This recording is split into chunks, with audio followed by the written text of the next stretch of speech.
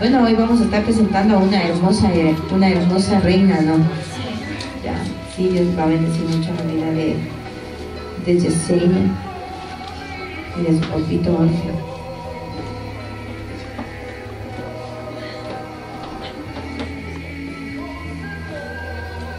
Bueno, yo realmente hoy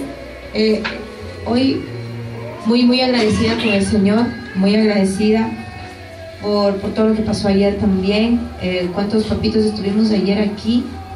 Bueno, realmente hubo una bendición, lo que el Señor nos enseñó. Yo le doy gracias a Dios por la vida de cada uno de los hermanos que estuvieron exponiendo. Sí, realmente fue una bendición. Gracias por haber venido, y sé que el Señor hace todas las cosas para nuestra vida, porque son necesarias, realmente, porque son necesarias. ¿Cuántas mamitas salieron ayer bendecidas? Amén. Amén.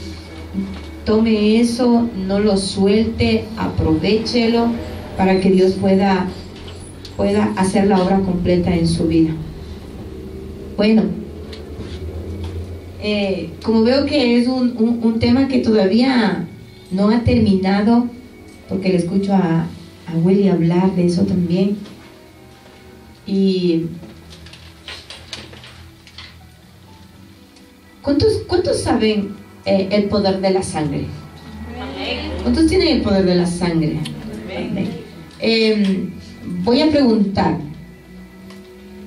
cuando usted ora y utiliza la sangre de Jesucristo, ¿cuándo lo utiliza? Betty. Por ejemplo, cuando voy a comenzar la oración, comienzo cubriendo puertas, ventanas y enteles. Comienzo primero de esa manera, ya, atando al hombre fuerte. Usted utiliza la sangre de Cristo para cubrir, sí, su oración, para cubrir su, y que no haya estorbo, ¿ya? ¿Usted, hermana Raquel? Igual cubro con la sangre del Cristo de Jesucristo el lugar, cubriendo la sangre de Cristo, poniendo el poder de la sangre de Cristo aún en la enfermedad. Ya. Tú utilizas la sangre de Jesucristo para la enfermedad, muy bien. ¿Tú, Norita?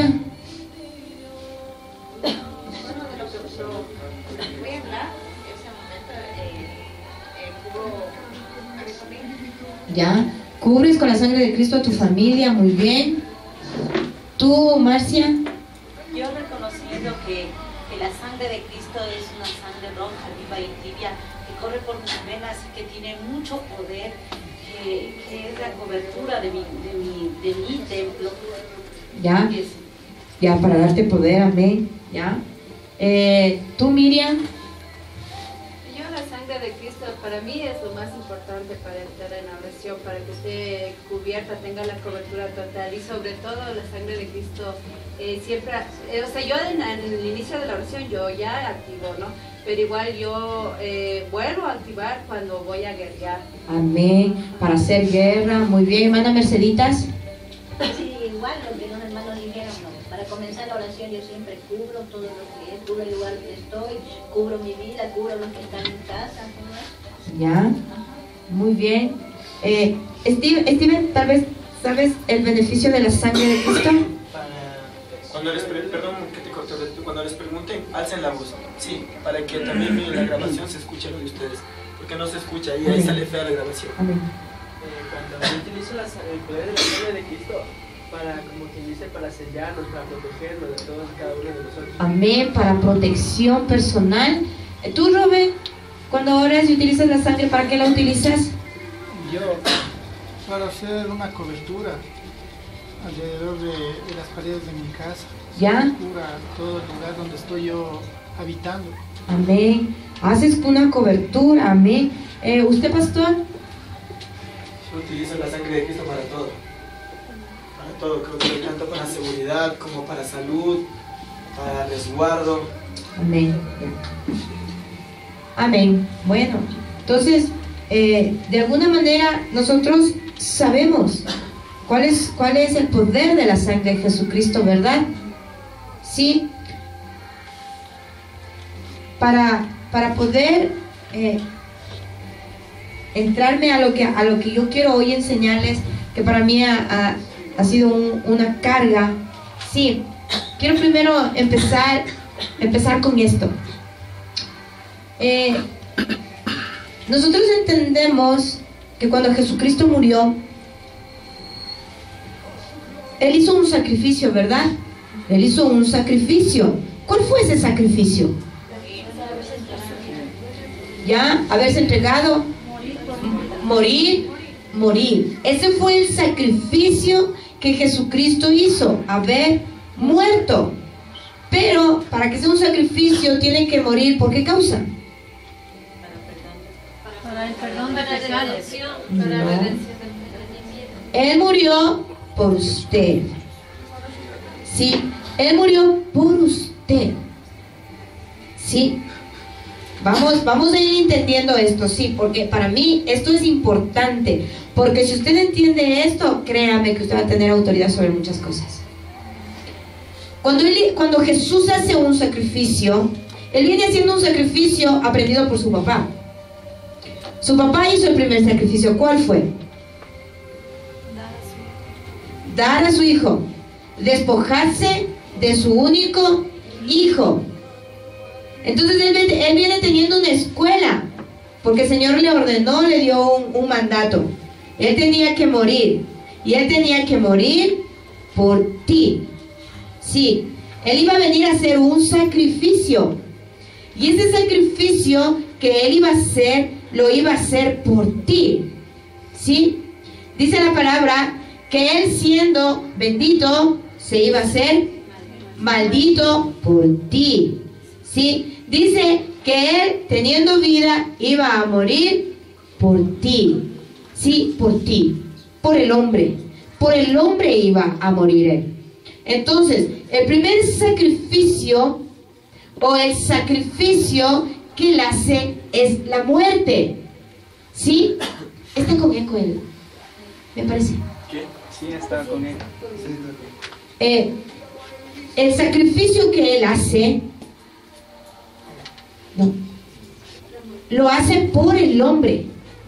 Sí, eso tiene que quedarle claro a usted. El sacrificio que hizo el Señor fue por el hombre. Sí, cuando Él muere, Él hace un pacto. ¿Y qué utiliza el Señor para hacer el pacto? La sangre de Jesucristo. Sí. Entonces, la sangre de Jesucristo es el pacto que nos lleva a la redención de pecados. Entonces, no es que Él muere por nuestros pecados. Él muere por el hombre. Sí, Él muere por el hombre. Y por esa muerte hay un derramamiento de sangre que viene a ser un pacto. Ese es el pacto que el Señor hablaba. Y por ese pacto empiezan a darse muchas cosas en nuestra vida. ¿Sí entiende? ¿Sí? Porque yo necesito que usted sepa esto. Porque el enemigo ha mezclado esta enseñanza. Y mucha gente no le da el valor a cada una de esas partes. ¿Sí? Porque usted decía, Él murió por mis pecados. Sí. Entonces, cuando yo estoy orando y digo, Señor, tú moriste por mis pecados, pregunto, ¿tiene autoridad? No tiene autoridad. Sí.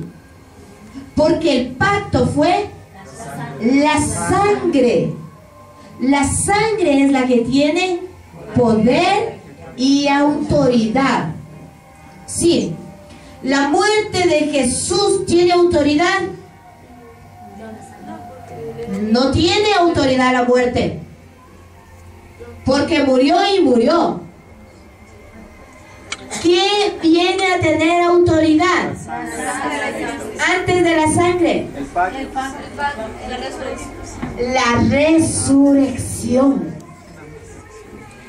Porque si hay muerte y no hay resurrección, no hay nada. Morí y punto.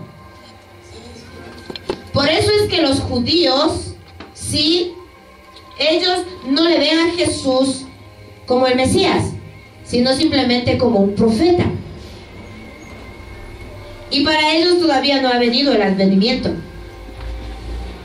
Entonces, la muerte de Jesús es parte de un proceso que iba empezando a tener cuerpo si se iba cumpliendo todo lo que tenía que cumplirse bajo la profecía de Isaías. ¿Sí? Entonces, Jesús muere, Jesús es crucificado en la cruz, ¿sí? Cuando Él es crucificado en la cruz, empieza un proceso. En el derramamiento de sangre, sí, empieza a haber un pacto. Y cuando Él muere, sí, su alma fue a un lugar, ¿verdad? ¿A dónde fue? Fue al infierno. Y en ese lugar empieza a pasar cosas que el mundo no lo sabe, ni tiene entendimiento de aquello. Pero dicen algunos, en la Biblia no dice, que el cielo cuando se hizo oscuro fue ¿por qué? Porque todos los demonios salieron y salieron a festejar, creyendo que ellos habían tenido victoria. ¿Sí? Pero dice que cuando hubo el terremoto, porque dice que hubo un gran terremoto cuando el Señor murió. Entonces, en ese terremoto, el espíritu y el alma del Señor descendieron al mismo infierno. Descendieron al mismo infierno. Y en el infierno, Él empieza a tener encuentro contra demonios, contra principados, contra gobernadores de este siglo. Él tenía que atravesar a todos ellos, porque había alguien que tenía autoridad sobre la vida. ¿Quién era? Satanás. Satanás tenía autoridad sobre la vida. Él podía matar. Él podía matar. Por eso dice que cuando el Señor muere, era para que nosotros vivamos. Entonces, el Señor, cuando Él va peleando con cada uno de estos demonios, ¿sí? Dice que Él llegó hasta donde estaba el príncipe de este siglo de las tinieblas, que era Satanás, el cual dice que tenía las llaves de la vida, no de la muerte, de la vida. Tenía las llaves de la vida. Y dice que el Señor le arrebató. Y cuando le arrebató, significaba que el Señor iba a ser el único que podía tener la vida y la muerte. Sí, sobre las personas. Entonces, cuando nosotros oramos y nosotros proclamamos la muerte de Jesús, usted tiene que proclamar con autoridad. Esto yo lo di en el Oriente, ¿se acuerdan? Sí. Usted tiene que proclamar con autoridad la resurrección de Jesucristo. Porque cuando usted proclama la resurrección de Jesucristo, usted viene a tener una autoridad, sí, potencial. ¿Y potencial sobre qué? Sobre toda obra de maldad. Cuando usted proclama la resurrección de Jesucristo. Pero cuando usted declara que por causa de la resurrección de Jesucristo se hizo efectivo el poder de la sangre, ¿qué creen que está pasando ahí? está rompiendo decretos, está rompiendo pactos, porque la sangre de Cristo viene a hacer un pacto y sella. Sí, por eso es que por medio de la sangre la gente se sana, la gente es perdonada, la gente es justificada. ¿Sí me está entendiendo? Sí. Entonces, si usted proclama la muerte, tiene también que proclamar la resurrección de Jesucristo. Y si proclama la resurrección de Jesucristo, tiene que ser efectiva la sangre. Si a usted le queda claro, usted me va a entender lo que yo le voy a enseñar hoy. Miren, para que nosotros podamos saber cuáles son los beneficios que el Señor hizo por pacto de la sangre, tenemos que entender cómo trabaja el enemigo. ¿Sí? ¿Por qué dice en Efesios 6:12? Porque no tenemos lucha contra sangre y carne, sino contra potestades, contra huestes, contra gobernadores, contra principados. ¿Sí? ¿Por qué? Porque no tenemos lucha contra el hombre, sino contra el mismo Satanás. Porque tenemos que entender que nuestra lucha no es, sí, con algo que se toca, se siente.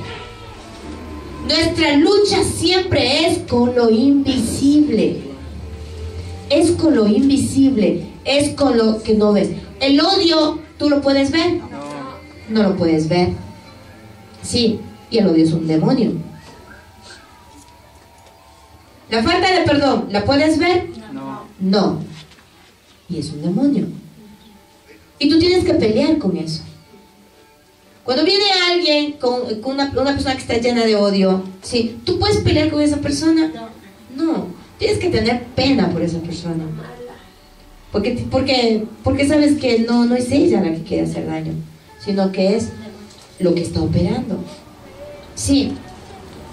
Ahora, ¿por qué hay esa pelea? ¿Por qué el enemigo tiene ese odio? ¿Sabe por qué? Porque él en todo lo que puede hacer, hay algo que él nunca pudo hacer y nunca lo podrá hacer. ¿Qué cree usted? No. ¿Qué cree? Él no es vida, él es muerte. No. Haber venido en carne y sangre. A ver. Haber venido en carne y sangre. Eso es algo que él todo puede hacer. Él es un gran imitador del Señor.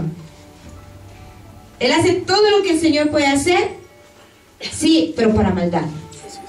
Para maldad. Sí, claro, Él no es omnisciente, no es omnipresente, ni es omnipotente. Pero Él, algo que a Él le hizo multiplicar el odio. Sí, y tuvo que bajar su orgullo y ser humillado. Es el hecho de que Él nunca pudo ser carne y sangre. Entonces, si él no puede ser carne y sangre, entonces no puede hacer pactos, pues. Él personalmente no puede hacer.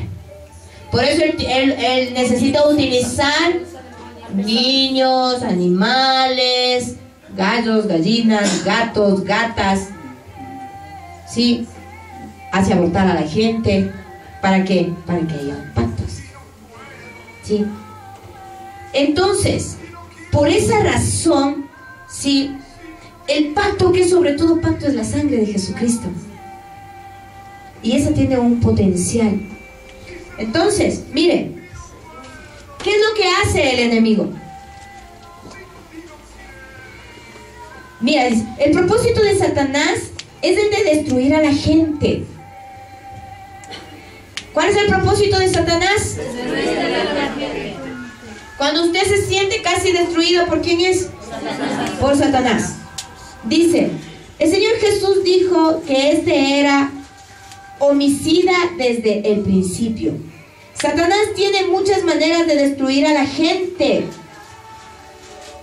pero sus armas principales son el engaño y la mentira. Él tiene muchos instrumentos para matarnos y destruirnos, pero las armas principales que él utiliza en contra del hombre es el engaño y la mentira. El engaño y la mentira. Sí. ¿Cómo él trabaja en cuanto al engaño y la mentira en nuestra vida? Dame un ejemplo, Anita.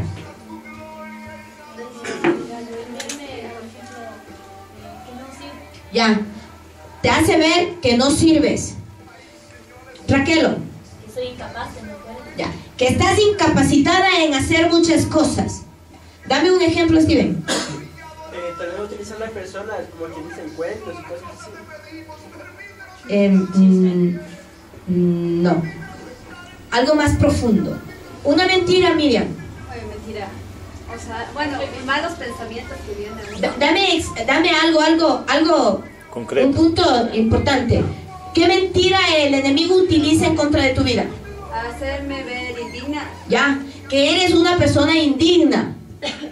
Dame otra mentira, Olger, que el enemigo utiliza en contra de tu vida.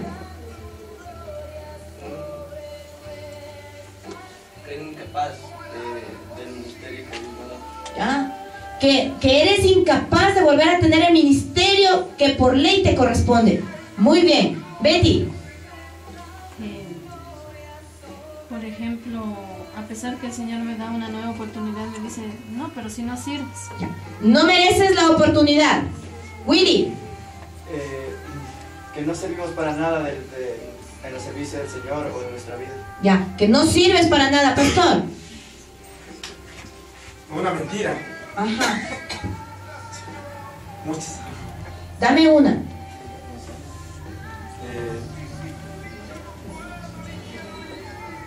Yo creo que es esa más, la que dijo Willy, también yo me identifico. Que no sirves para nada. Ya.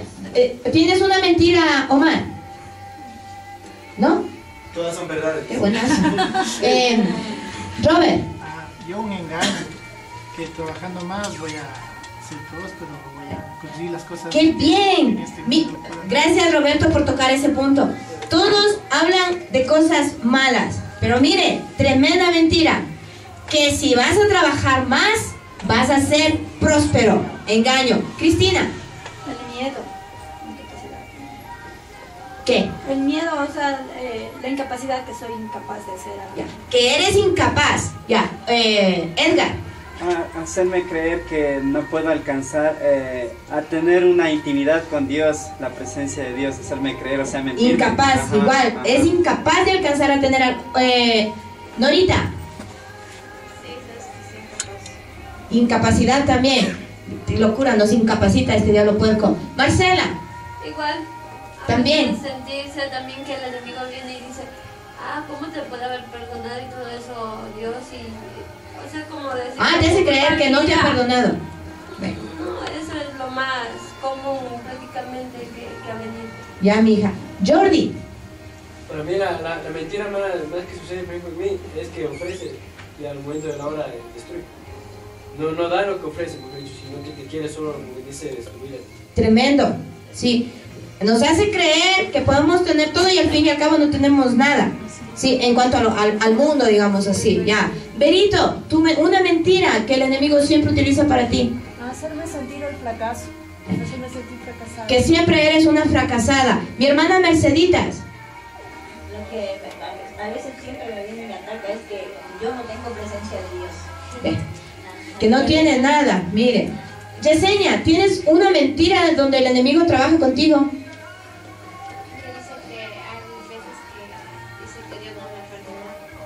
Mira, que Dios no te ha perdonado. Entonces, ¿cuáles son los instrumentos importantes que el enemigo utiliza en nuestra vida? La mentira y el engaño. Son los primeros, ¿verdad? Mira, dice, Satanás engaña a la gente para hacerlos creer que todo lo sobrenatural viene de Dios. Pero no todos los milagros son de Dios. Mire. Satanás también utiliza esta mentira, haciéndonos creer, como decía Roberto, ¿no? Que hay muchas cosas que provienen de Dios. Por ejemplo, el trabajo es una bendición, ¿sí? Y eso nos mandó Dios. Y claro, mientras más trabajas, más ganas. Y Dios más te bendice, ¿sí? Pero esa es una mentira del enemigo. ¿Por qué? Porque trae a tu vida esclavitud, ¿sí? ¿Cuál es la mentira también más pagana que aparece en este tiempo? Las vírgenes, ¿sí? Que se aparecen por allá y tú le puedes tocar y se sana. Un engaño tremendo que el enemigo utiliza. ¿Y por qué utiliza en este tiempo esto? ¿Por qué utiliza a gente así que tienen una vida pero terrible, desordenada, así como lo de Walter Mercado? No sé si vieron el compartir del Facebook. Sí, que el Señor le ha hablado, que le ha dicho que tiene que hacer la segunda parte de la Biblia, que el Señor ha buscado a todas las personas del mundo y que no hay nadie apto, que solo Él está apto, y que le va a empezar a revelar a Él para escribir la segunda parte de la Biblia. Usted se imagina, tremenda mentira. Y como hay muchos seguidores de este adivino, de este hechicero, ¿qué cree que van a hacer? ¡Wow! ¿Sí?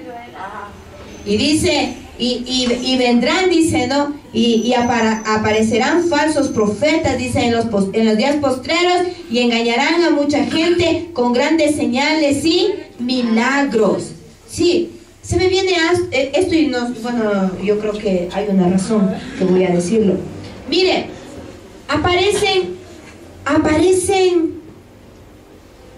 grandes oportunidades de tener dinero y te dice, mete tanto de dinero, solo tienes que hacer esto y vas a ver, yo te empiezo a multiplicar. Y de pronto a uno le estaba haciendo falta unos cuantos dolarcitos más y dice, esta es mi oportunidad. ¿Qué es lo que el enemigo te hizo creer? Que iba a ser fácil. Pero cuando ya te mete en el asunto, sí, y tú sales y pasa el tiempo, ¿qué pasó en tu vida económica? Eso es lo que dice Jordi, ¿no? Sí, hacernos creer que hay muchas cosas que sí van a pasar, pero que después, sí, viene a destruir. O sea, el instrumento que él utiliza para que nosotros seamos destruidos es el engaño y la mentira. Sí, ¿a cuánto nos ha pasado eso? A mí me timaron una vez. A mí me timaron una vez.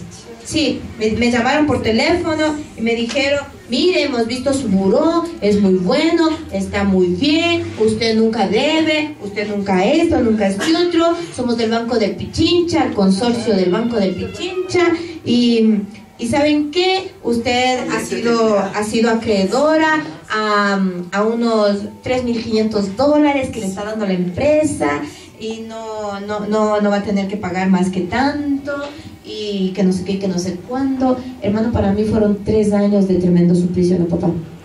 3 años de martirio. Sí, porque aunque nosotros nunca quedamos mal en esas letras, pero nosotros terminamos pagando como $7,000. Sí, había meses que ni comíamos por pagar esa deuda. Porque en ese aspecto yo he tenido que pagar antes que cualquier cosa. Mire, ¿qué te hizo creer el enemigo? O sea, ahorita las tarjetas de crédito son una maldición, ¿no es cierto?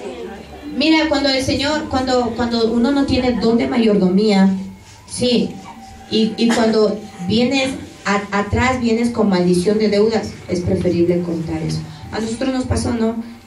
Cuando nosotros recién nos casamos con pastor, él venía con una maldición de una deuda, y era tremendo, porque todo lo que teníamos que pagar era solo para la cuota fácil. Y yo me acuerdo que tenía un dinerito ahorrado. Y yo le dije, no, mijo, esto tiene que acabarse porque no podemos seguir así. Y así que yo mismo le corté esa tarjeta y fuimos y pagamos y dijimos, nunca más la deuda tiene que tocar nuestra morada, nunca más. Entonces, claro, cuando nosotros venimos siendo tocados en este engaño, en esta mentira, no, claro, es que la tarjeta te va a sacar de un aprieto. Sí, y lo único que haces es, tapas un hueco y destapas otro hueco. No. Cuando Dios a ti te dio don de mayordomía, ¿sí? Él te da la capacidad. Él te da la capacidad de poder tener una tarjeta, porque tú sabes administrarla. Sí, porque sabes administrarla. Porque sabes que la sábana tiene que tapar tus pies y no más, y no tienen tus pies que estar destapados. Sí. Entonces, miren, engaños del enemigo que utiliza para destruirnos. ¿Nos va a destruir en ese tiempo o nos va a destruir cuando nosotros ya ni nos acordemos? Vea, créame, nosotros disfrutamos de ese dinero que se hizo agua, hermanos. Sí, pero después el pagar y después empezar a padecer en la casa económicamente con tus hijos y cosas como esas es terrible. Y uno no se da cuenta, uno no sabe por qué está mal. ¿No ves que Él nunca te va a hacer de un día para otro, de un mes para otro? Él siempre espera. Porque si fuera de un día para otro, tú estás consciente de lo que hiciste mal, entonces tú puedes arrepentirte y pedir perdón. Pero cuando pasa el tiempo, como estás lleno de problemas, no sabes cuál problema fue el que tocó para que estés así. ¿Y qué es lo que hace? Te destruye. Por eso te roba la paz. Por eso te roba la comunión con Dios. Por eso te separa de Dios. Tú te enojas con Dios pensando que es Dios, que Dios lo permite. Pero ¿quién fue el que utilizó el engaño y la mentira? ¿Y quién fue la persona que cayó? ¿No es cierto? Miren, entonces dice que él engaña, dice. Mira, aquí dice, cuando habla de que aparecerán muchos falsos profetas y todo, el Señor a nosotros nos advierte. Él nos advierte que nosotros tenemos que evitar todo lo que tiene que ver con la adivinación, con la hechicería, con todo aquello. Mira, te voy a dar aquí ejemplos.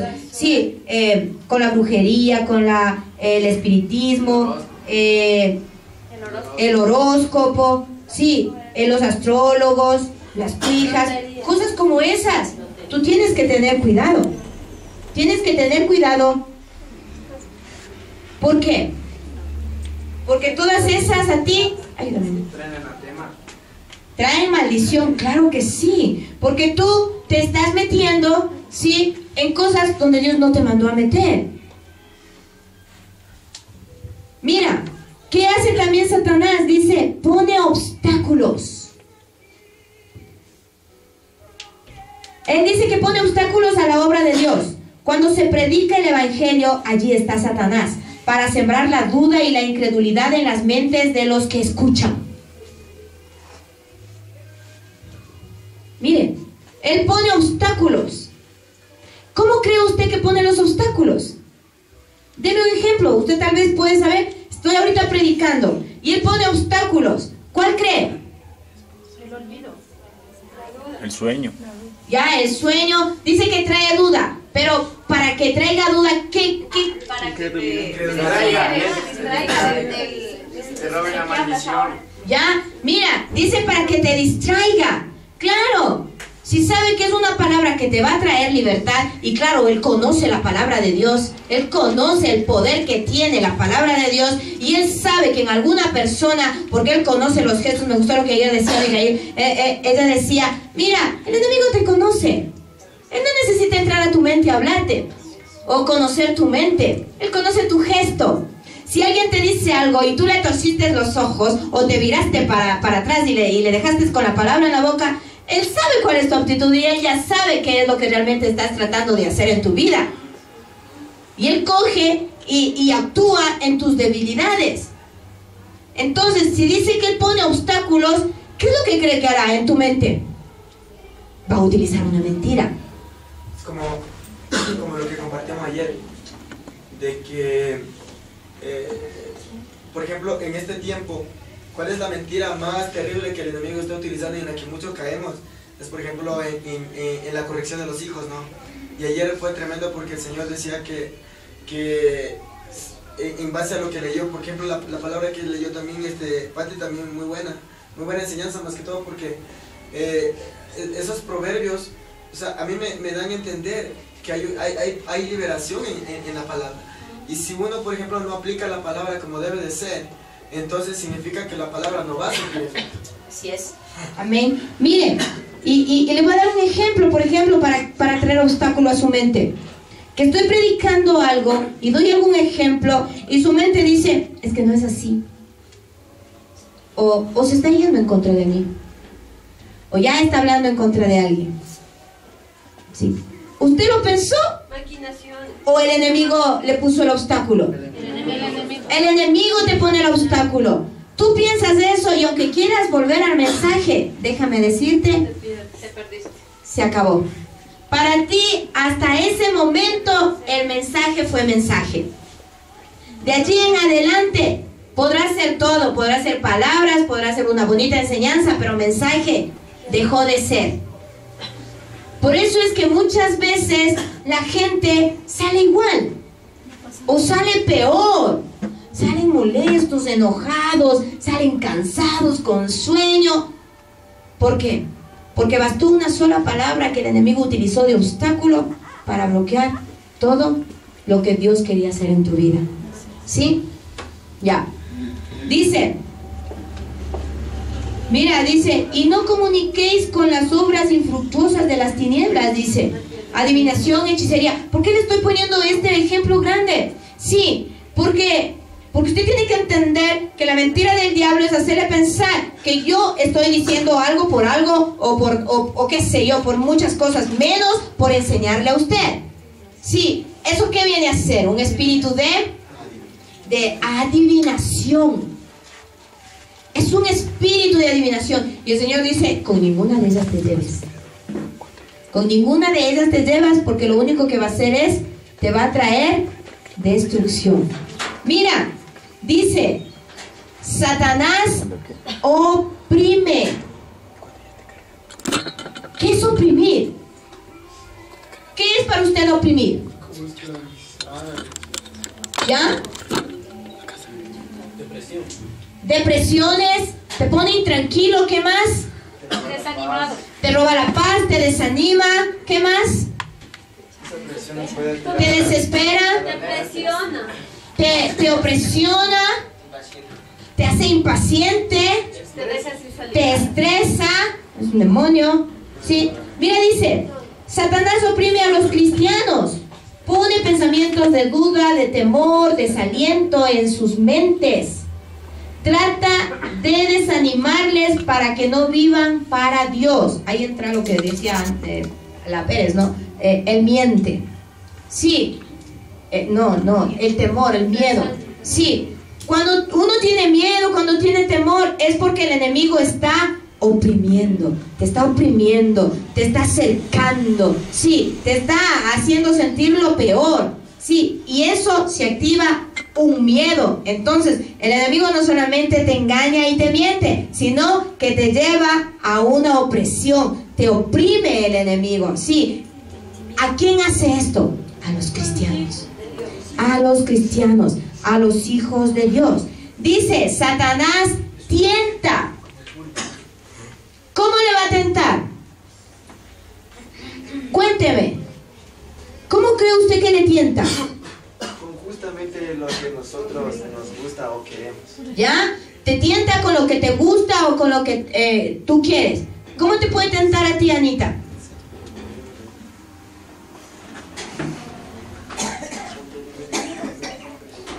No. Por el dinero. Ya, te tienta con el dinero. Con una debilidad que puedo tener.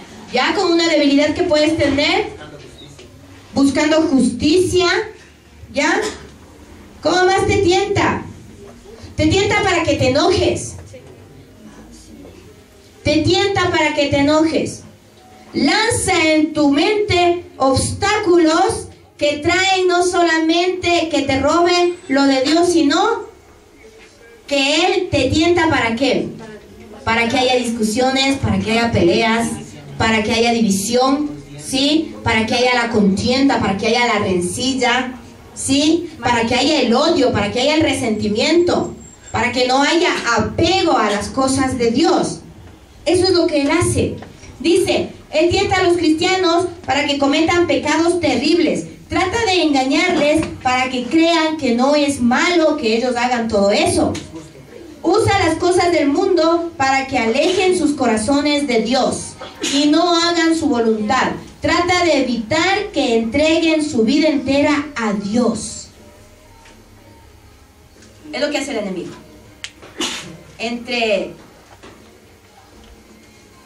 el montón de cosas, entre todo el arsenal que él tiene, sí, hay importantes, como son poner obstáculo para que tú sigas creciendo en la obra de Dios. Te miente, te engaña, te oprime, te tienta, ¿sí? Para que tú dejes de ser quien Dios dijo que eras, ¿sí? Ahora, ¿cuándo el enemigo osa hacer esto? Cuando estás con Dios estás muy bien. Cuando el enemigo es un abusivo y te toca. Cuando estás débil espiritualmente. Cuando le damos cabida al enemigo. Cuando él tiene autoridad. Cuando la mente no está en Dios, está en otras cosas. Cuando nuestra mente, teniendo que estar en Dios, está en otras cosas, ¿ya? Cuando hay problemas. Cuando hay problemas y yo me dejo llevar por los problemas, muy bien. Cuando se está creciendo. Cuando hay pecado. Cuando hay tribulaciones. Cuando hay aflicciones, cuando hay las tribulaciones. Pero, a ver, ¿el problema es que hayan aflicciones? No. ¿El problema es que hayan tribulaciones? Porque eso siempre vamos a tener. No. ¿Usted cree que ahí hay un problema? No. No. Siempre vamos a tener. Porque si no, claro, dejas de ser bienaventurada. ¿Dónde está el problema en la tribulación? Cuando nos dejamos llevar por la tribulación y no vemos la victoria. Amén. Cuando yo me dejo llevar por el problema, por la aflicción, por la dificultad y me olvido de la promesa que Dios tiene para mi vida, ahí ya es un problema. Allí ya es un problema. Cuando mi fe me falta y empiezo a creer más en las circunstancias, empiezo a creer más en las cosas que el mundo me ofrece, ¿sí? Cuando mi vida tendría que ser constantemente entregada a la fe, ¿verdad? Dice sin fe. La fe. Perdón, pastor, una pregunta. ¿Puede ser también estos ataques cuando una persona quiere levantarse en lo espiritual? Claro que sí. Claro que sí. El enemigo a la persona que se está levantando, sí, le pone obstáculos. Pero vuelvo al mismo punto. ¿Por qué? Porque vemos ya la falta de fe. Pero si yo me estoy levantando es porque tuve una caída, ¿sí o qué? ¿No es cierto? Si yo me estoy tratando de levantar es porque me caí. Y cuando me caí, ¿qué pasó? ¿No se ensuciaron mis vestidos? Sí. ¿Sí? ¿No se ensució mi calzado? ¿No se aflojó mi armadura en el golpe? ¿No se cayó de pronto el casco por otro lado? Entonces, ¿qué está usted? Débil, expuesto. Sí. Y eso hace que el enemigo venga y haga lo que él quiere con nosotros. ¿Verdad? Ya. ¿Entendió cuál es el trabajo del enemigo? ¿Sí entendió? ¿Sí? Así rapidito le he dicho cómo el enemigo opera en nuestra vida. Sí. Ahora, yo quiero enseñarle el poder de la sangre, hermano. Porque cuando la sangre se hace efectiva en nuestra vida, el enemigo no puede ser mayor que la sangre. Y si usted le da el poder y la autoridad que la sangre deben tener en su vida, usted no va a ser tocado con facilidad, hermano. A no ser que está viviendo en un pecado realmente, pero ya. Pero la sangre usted tiene que guardarle. Mire, ¿qué es lo que hace la sangre de Cristo en nuestra vida? ¿Quién dijo que no sentía que le pueden perdonar? Tú no, yo sé. Marcela también. Mire, ayúdeme en Hebreos 9:14. Hebreos 9:14.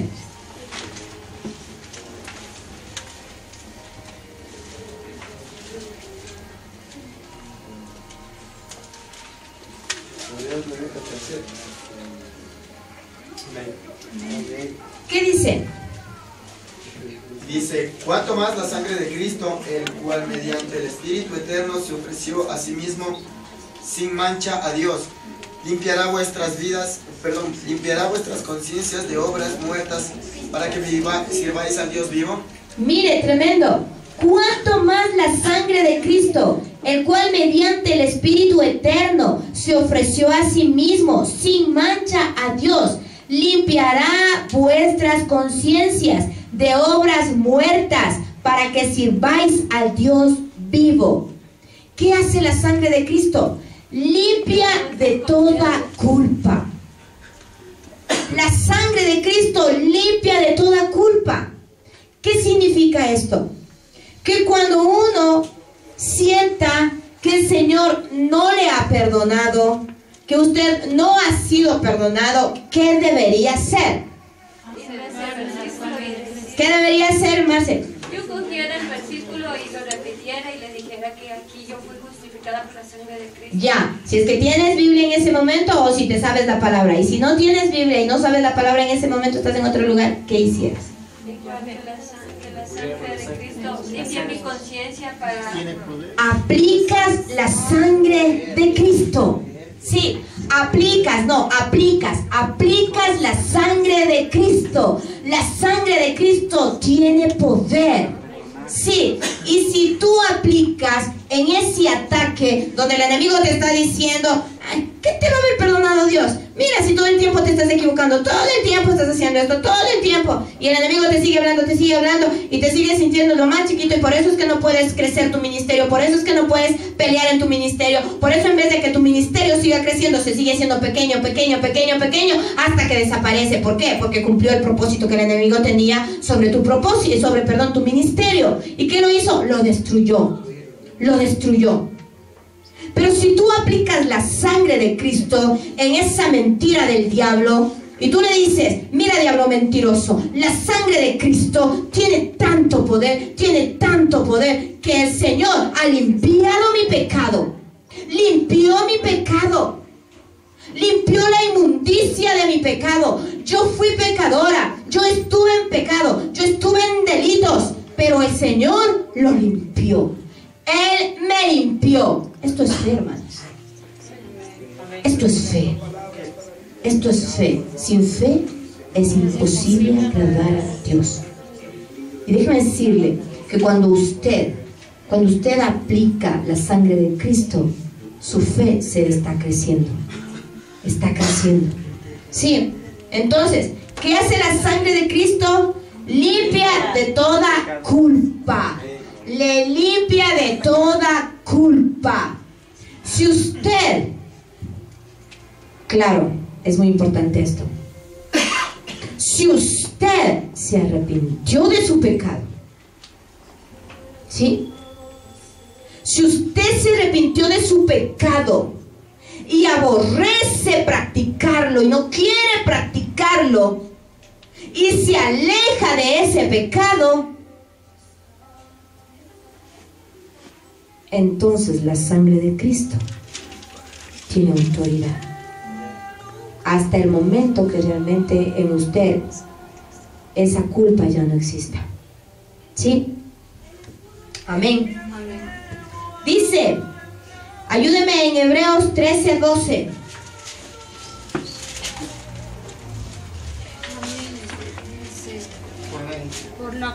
Por lo cual también Jesús, para santificar al pueblo mediante su propia sangre, padeció fuera de la puerta. Amén. ¿Quién se sentía así inmunda? ¿Alguien dijo? Sí. Que tú te sentías indigna. Sí, que te sentías indigna, perdón, ya. Dice, no, igual. Ya. Sí, que te sentías indigna. Dice en Hebreos que la sangre de Cristo nos santifica. La sangre de Cristo nos santifica. Y cuando tú eres una persona que te sientes indigna, el enemigo te sigue haciendo sentir indigno. Porque cometiste errores. Porque te burlaste de Dios. Porque le ofendiste a Dios. De pronto directamente no a Él, pero sí a la gente, pero sí a tu familia, pero sí a las personas que tú amas. Sabiendo que no eras tú, sino era el enemigo. Y te sigues sintiendo indigno. Ya le pediste perdón a Dios. Dios ya te perdonó. Pero el enemigo siempre viene y quiere destruirte. Quiere destruirte, quiere destruirte. ¿Para qué? Para que tu templo siempre esté lleno de amargura, esté siempre lleno de dolor, esté siempre lleno de incredulidad, esté siempre lleno de miedo. ¿Y qué es lo que hace el enemigo? Hasta destruirte. Entonces, en Hebreos te está diciendo que la sangre de Cristo te santifica. Entonces, cuando el enemigo viene y te sigue haciendo sentir una persona indigna, un hombre indigno, una mujer indigna, ¿qué es lo que tú tienes que hacer? Cubrir la sangre. Aplicar la sangre de Cristo. Sí, ve diablo mentiroso. El Señor me ha santificado por su sangre preciosa. La sangre de Cristo tiene poder para santificarme. Y yo por su sangre, yo he sido santificada. ¿Sí? Mire, ayúdeme en Colosenses 1, del 20 al 22.